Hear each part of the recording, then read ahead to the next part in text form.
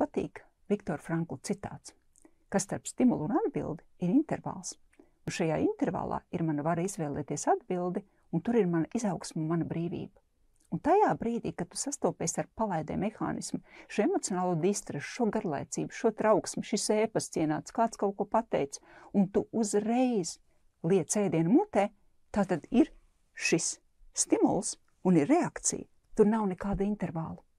Un tas, ko tu dari ar apzinātības pauzi, vēršoties iekšā savā ķermenī, skatoties, kas notiek tajā brīdī tavā domās un tavā prātā un tavās emocijās, tu izveido šo intervālu. Tātad ir šis stimuls kaut ko apēst, un tu iečekojoties sevi, veidojot šo apzinātības pauzi, kaut pavisam īsi pāris sekundes, tu izveido šo intervālu.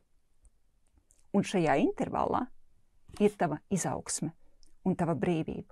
Un tajā brīdī, kad tu to izveido, kad tu izdari šīs pāris dziļās ielpas un izelpas, tu nolaid vāciņu. Tātad tu integrē smadzenes, un tajā brīdī tev ir piekļuvi tavām labākajām zināšanām par to, kā tad tev šajā brīdī rīkoties.